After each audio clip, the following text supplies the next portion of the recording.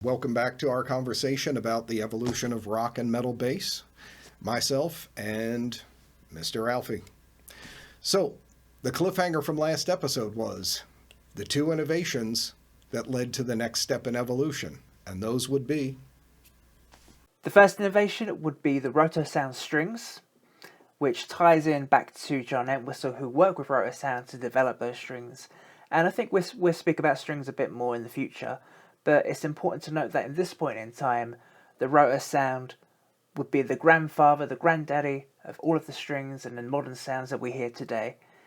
And the second innovation, which we're going to focus on more predominantly, is the SVTs made by Ampeg.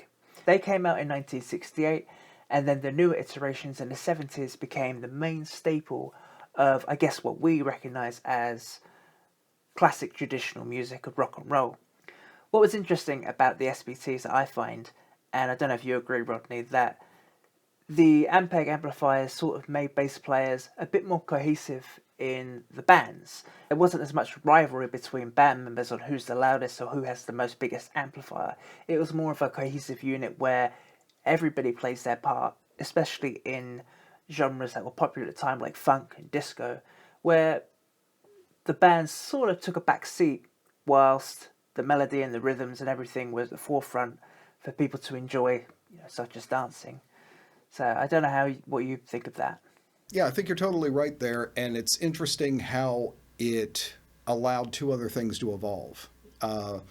One is on the rock side, you have that lack of competition again. It's now you have this 810 especially wall of sound that you're not as worried about being able to be heard or your presence in the music as a bassist, and also having the SVT, which has some drive and some gain and some cut. You're not always bumping heads and always fighting over who's going to consume what little volume and sound territory there is.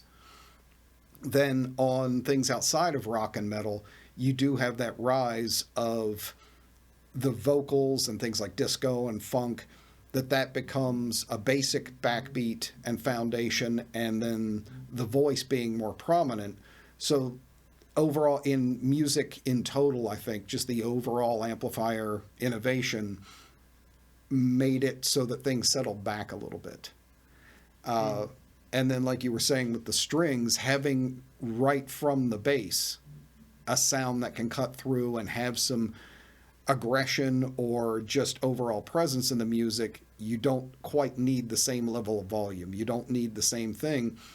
And it's interesting looking at the SVT that it becomes a compromised marriage of the biamp rigs that we're looking at before, whereas they had guitar amps and then they had PA subs and all these massive things. All of it gets crushed down into this thing that kind of lets you get away with the best of both. That there's a central sound going on. And for me, at least in rock and metal, this seems to allow for the birth of more adventurous playing. Because the tone, volume, and contribution thing has been solved, now they can go back to focusing on the instrument, and where you really start hearing the next wave of bassists making just as big a contribution in a lot of sense as the guitar players were. You have everything from like Pink Floyd to Led Zeppelin to, even the birth of Rush and the virtuoso bass player and pushing the limits of playing contributions. That kind of comes out of this era. It is interesting too that rotosound becomes, I think, the dominant thing. It's either you played old school flat wounds or you had rotosound. That was it. No, exactly. That's and it's really kind of interesting too that you see clearly the two schools. That rotosound was such a bright, aggressive sound. To this day, people are using them, and for the same reasons. They're still known as being so bright and aggressive. But then you have the other players who want to sound more subtle and they'll play flats or something more intentional. As this moved through, though, you can still hear, I think, some effects and things. Like if you're familiar with like John Paul Jones and stuff like that, I think it comes from him being a multi-instrumentalist. But the experimentation, I feel like, in sound, now that it can be heard, starts making a big difference. What do you think is sort of the main driver behind players like John Paul Jones or Chris Squire with their choices of effects or their gear and their amplifiers? What do you think? It's interesting because I've always thought of Zeppelin as being, in a way, like a proto kind of progressive band. They did such a wide variance. And if you listen to John Paul Jones stuff, a lot of times, sometimes he's using these really boomy, thick sounds with distortion. Sometimes it's brighter and more aggressive. Sometimes he's using a pick. Sometimes he's finger style. So you start seeing that thing of, because all these issues were solved, this widening of option and ideas and experimentation going on.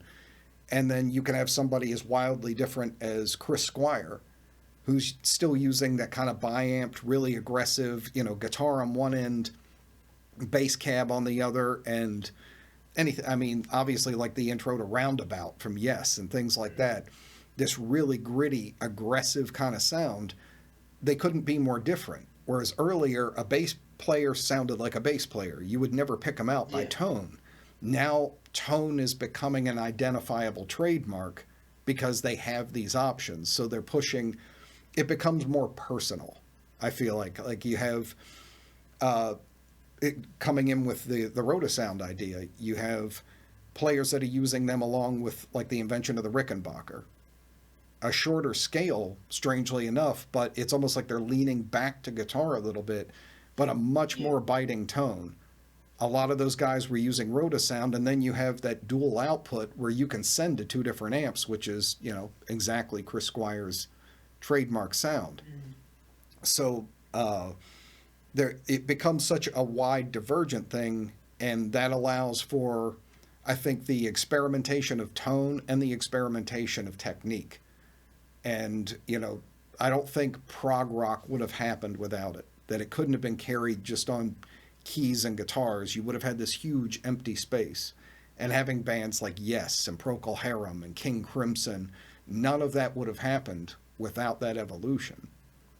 As far as the playing, too, I mean, it gets way more adventurous, and I don't think without any of this we would have had players that are still relevant today, like Geddy Lee, who, again, wrote a sound, jazz bass. Rickenbacker. Exactly.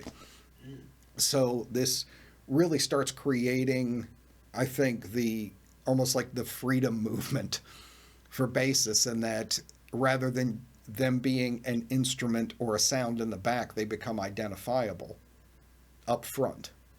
They're almost a lead instrument at this point. I think you raised a really good point there, especially with like a personality, and now music becomes much more, I guess, personable and character based. Where that's that bass player, I can identify with him, or I recognize him, and this is what he does. And especially in the '70s, with like the arena rock culture and everything, like I'm thinking of like Kiss specifically. You had identifiable persons, and you knew what they did. And I think that goes to the same with their tone. Like, this is my tone. This is how I play. This is different. Mm-hmm.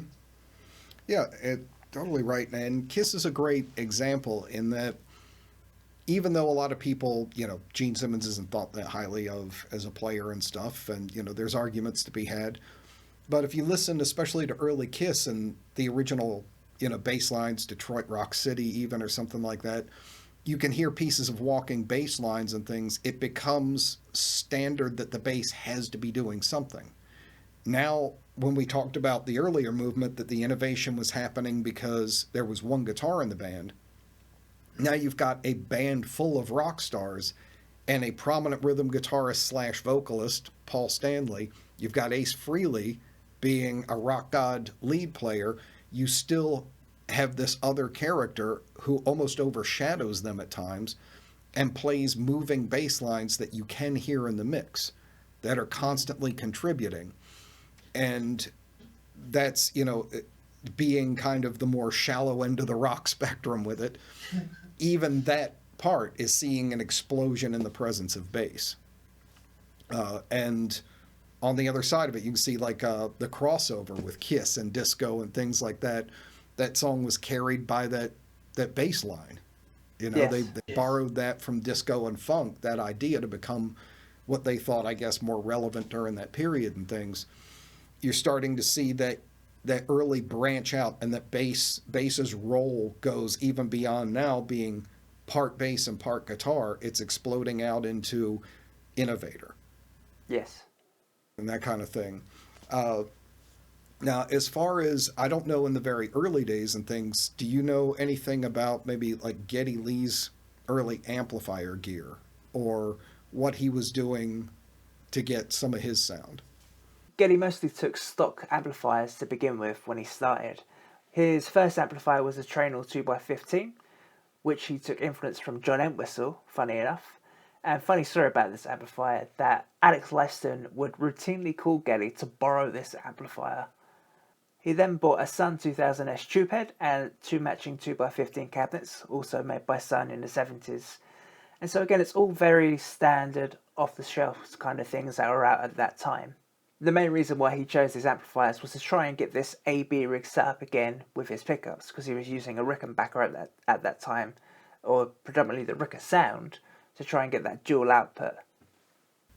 Right, right. It's interesting that again you're seeing that so many options were available. Some guys were leaning to one side and some the other. You've got guys like him and Chris Squire, all kind of hailing back to Entwistle, keeping the biamp idea going, splitting up these things. And then you've got other guys who now have the Ampeg rigs and are just going simple, straight to the point, couple of knobs, big sound kind of thing, going to focus more on the playing. Another place where I see that compromise going is starting to see bassists that feel comfortable in leaning even more forward into the guitar camp, where bass was originally, done finger style because again it came from upright and that was part of the sound and everything. You start seeing open use of picks being fairly common.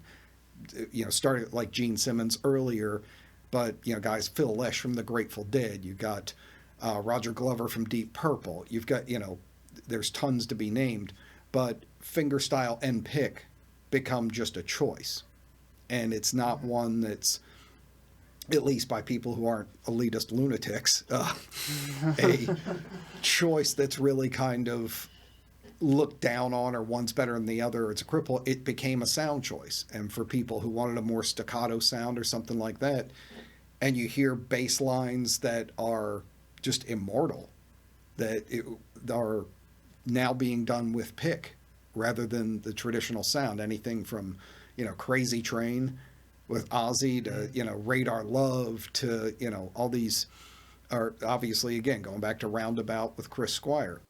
Yeah. That it's the unleashing of options for bassists becomes such a wide kind of thing. It's short scale bass, medium, long scale. I think that freedom really opened that up, and why we see the birth of the virtuoso bass player, because it may have taken a little extra money or some modification, but your sound options were completely open. You could sculpt your own place, and it was when it became that open, I feel like the rules got rolled back.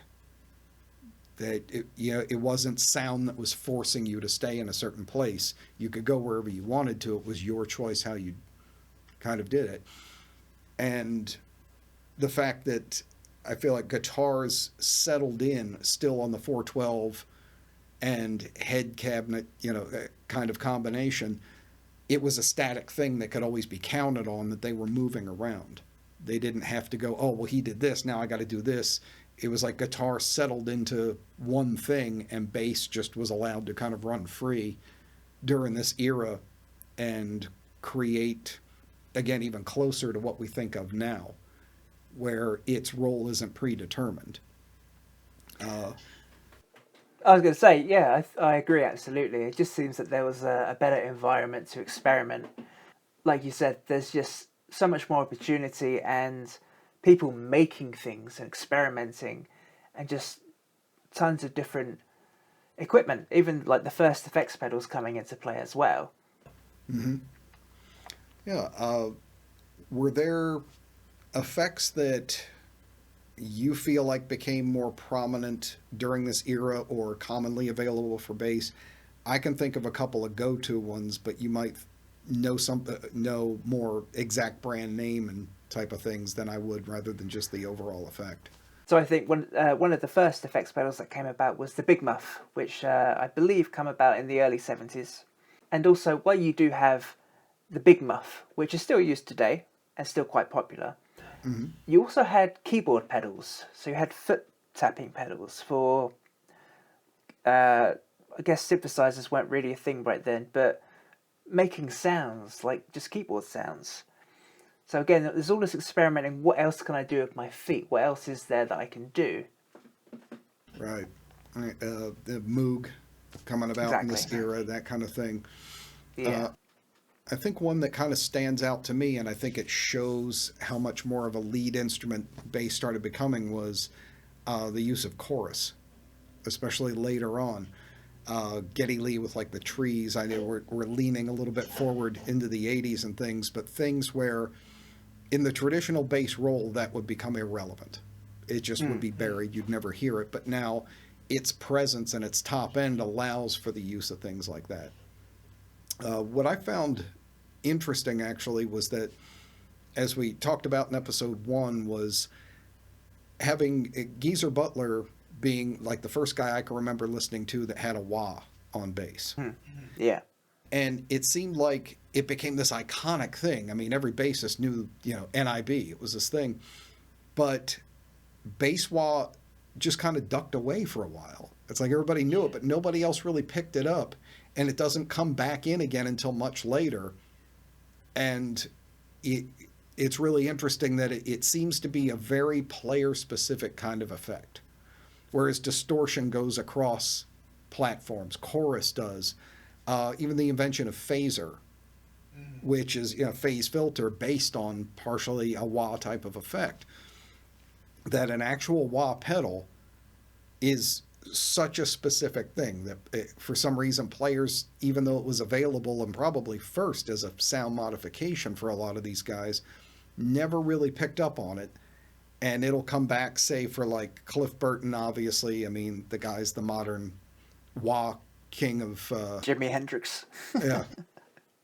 And then, Newstead picked it up later, mostly because of Burton, though, where you might have somebody like Les Claypool or something.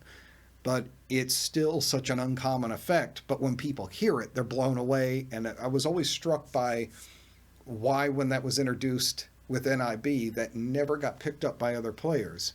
That always struck me as kind of odd. That's interesting. That's a good point.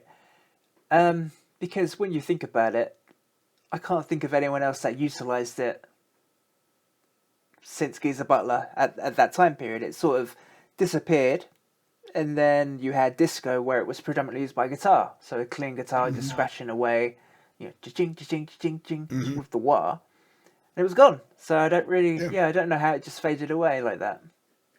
It's really strange, like I said, because especially when you have somebody like Burton who brings it back, and Where did that come from? yeah, where did Burton come from? He was an alien. That's a good point. But just the idea of people love it when they hear it and they praise it, and it seems like to me the '70s would have been bass wah ground zero or something, and like people hear it and then they just go and next, like they just don't apply it to their playing or do anything. It's such an interesting thing, and it's been with us so long, but it's still so rare. That's one thing I really thought was interesting about this era. I think one of the presets that kind of gets destroyed during this era too is the bass contribution to rock songwriting. Whereas in Motown and stuff like that, the foundation of so many of the songs was bass. In rock, there still, to this day, in a lot of ways, there becomes this subordinate role in it.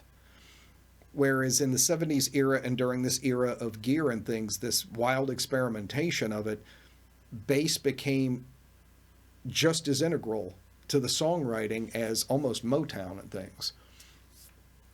And I'm wondering if that was part of not only just the sonic freedom that was going on and all the options and things, but a growing influence of other music coming in, because you see like progressive rock, it doesn't have kind of the same connotation now. Like progressive metal seems to be very much based around meters and experimenting with time signatures and things like that. It's not as much about bringing in other styles of music, where you saw, you know, classical and jazz and funk and things come into progressive rock. That bass responded to that in such a way that crossed those platforms. I almost wonder if progressive rock could have happened if bass hadn't changed to that level. You know, there would have been, I don't think guitars and synths would have been able to hold all that together. I wonder whether, to begin with, in the early 70s, like we said already, where the zeitgeist was, like you said, the band is a cohesive unit. We work together. There's no competition as such. And then you might find there were some players that were like doing the opposite, like, no, this needs to be stepped up a gear. What can I do? How can I take this to the next level?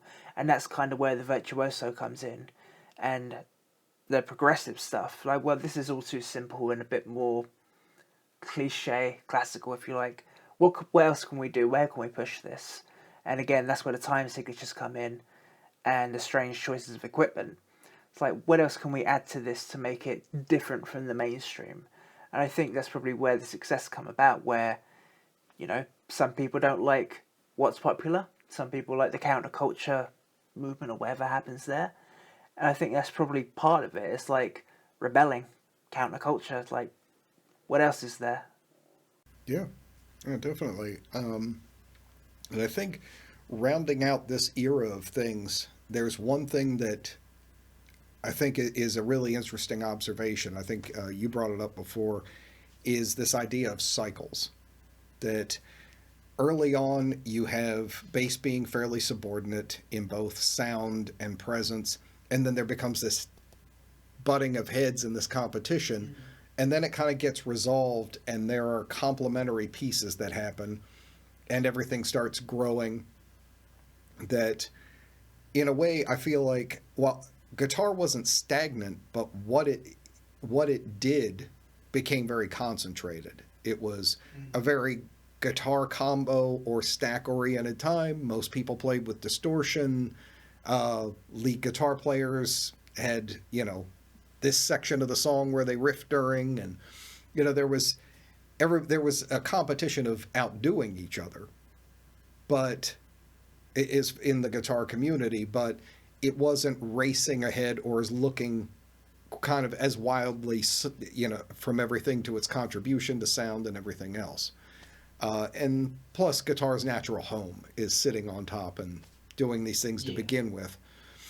But towards the end, I almost feel like a new kind of butting of the heads starts again, coming from two weird sources, though. One is, again, we have the virtuoso players. You see the birth of, I feel like there's two sides of it that come out. You have someone like Geddy Lee at the end of that era, where he's playing bass parts, but he's playing bass parts that scare the hell out of guitar players. And he contributes melody once in a while. And then right at the end of this, you start seeing a player like Billy Sheehan, who people don't realize how far back he really goes. He goes into the 70s and started touring early. And when he forms Talus, stuff like that. And it's undeniable that that's a direct response to a leap in guitar being Eddie Van Halen. So it was almost like guitar had a revolution and you had this new god icon, and then you see its immediate response from bass being bass players start tapping.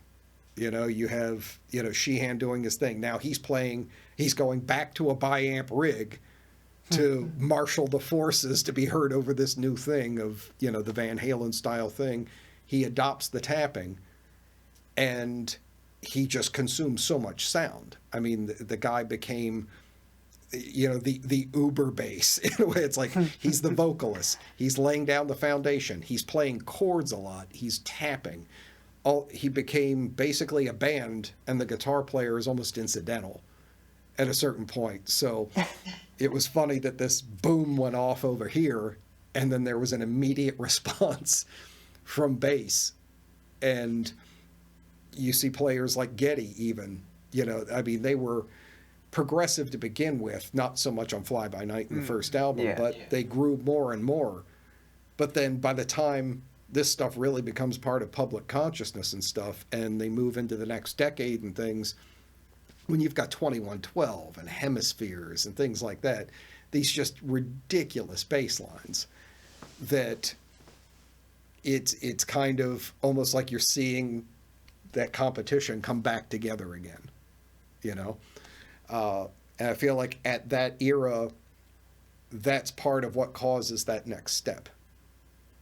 That there's something coming up that's going to change things. I was going to say, do you think the virtuoso kind of musician, the virtuoso, that they had a negative impact on their genre, in the sense that they kind of ignored what was going on with the rest of the band and was just sort of self-centered and focused? But you also brought up Geddy Lee, where that's clearly not the case, that there was a lot of cohesion with the band. But it just sort of seems that if someone is so self-centered on tapping and their own style and what can I do to be the biggest and better, the biggest and best, it seems like it might have a detrimental impact on the band or a style. What do you think? I think it could be. I feel like that era of progressive rock, it was, you could attribute it in the bass community, but that was kind of what happened overall. I think the birth of punk and things like that was a direct reaction to things like later Led Zeppelin, again, Yes, things like that, where you have these long song arrangements that are incredibly indulgent by all players involved. I can't really think of an example where it was solely the bassist's fault. You'll have stuff where there's an unbelievable amount of overplaying, but it's usually, okay, song started, everybody go flying out of the gate, and when you're finally exhausted, we'll stop. And things that just the public couldn't connect to in the level of its indulgence. Not that it's bad, but things like King Crimson or something like that, it actually became popular and mainstream. You even see the rise of bands like Frank Zappa's band and things. These phenomenal players, but for the average listener, that became fatiguing, whether it was on bass or anything else. And again, I feel like that wrapping things up is where people, and bass included, started going, okay, where else can we pull from? Like, we've taken rock as far as what we can currently conceive of. Sound-wise and maybe even playing-wise, is there a new thing that's going to come up? I don't know if you have any thoughts on what that next step might be. The innovation from the 70s to the 80s will be the biggest game changer that the music industry has seen up until this point. You'll see players changing how they play their sounds and the equipment they use. But you're going to have to join me on my channel to view part 3. If you have a guess of what these game changers will be, let us know in the comments.